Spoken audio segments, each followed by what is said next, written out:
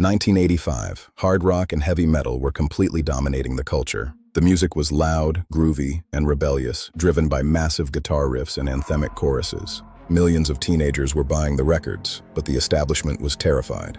A wave of moral panic swept across America. News anchors and politicians convinced parents that this music wasn't just entertainment, it was a dangerous, corrupting force.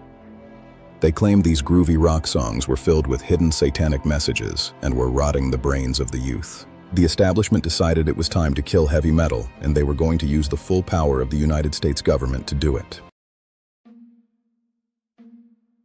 The attack was led by a group called the PMRC, the Parents Music Resource Center.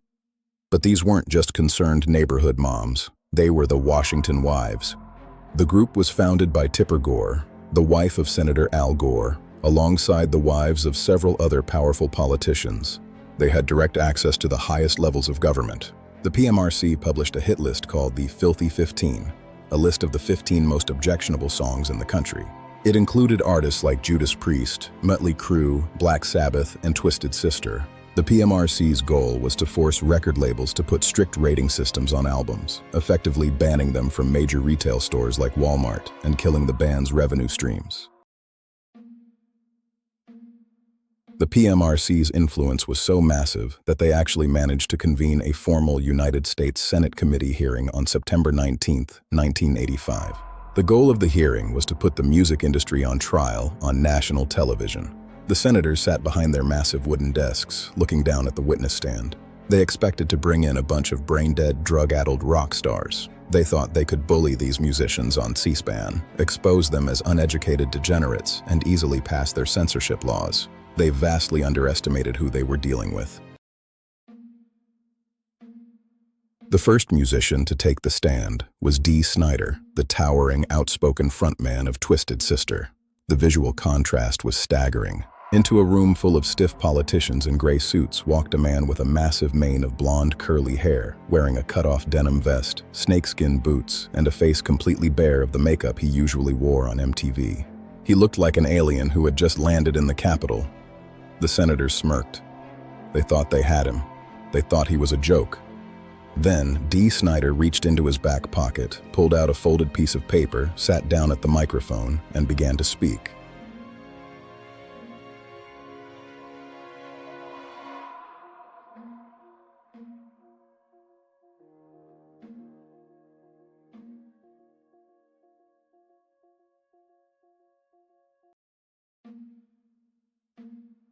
Dee Snider didn't rant, he didn't swear. He delivered one of the most eloquent, articulate, and devastating defenses of the First Amendment ever recorded in the Senate. He systematically dismantled the PMRC's arguments.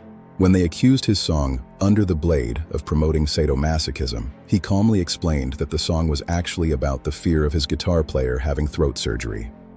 He looked directly at Tipper Gore and said, "The only sadomasochism, bondage, and rape in this song is in the mind of Ms. Gore."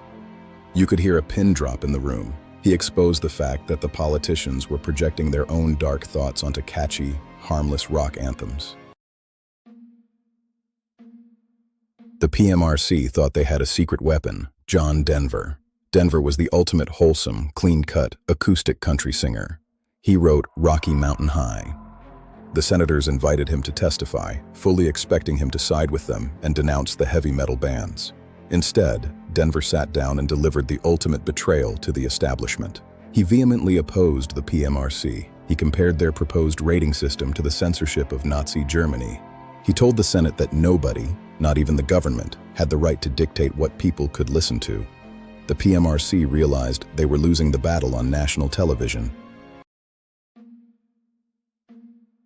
The final nail in the coffin was delivered by the legendary avant-garde musician Frank Zappa. He approached the microphone with surgical precision. Zappa told the politicians that the PMRC's proposal was an ill-conceived piece of nonsense which fails to deliver any real benefits to children.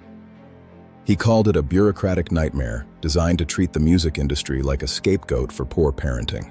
Between Snider's passion, Denver's betrayal, and Zappa's cold logic, the musicians completely outclassed the politicians. They proved that the people making the loud, rebellious music were actually the smartest people in the room. In the end, the music industry compromised. They agreed to create the now famous black and white Parental Advisory explicit content sticker. The PMRC thought they had won. They thought the sticker would act as a warning label and kill album sales. They were spectacularly wrong. The sticker became a badge of honor. For teenagers in the 80s and 90s, the Parental Advisory sticker was a guarantee that the album was cool, dangerous, and worth buying. Sales skyrocketed.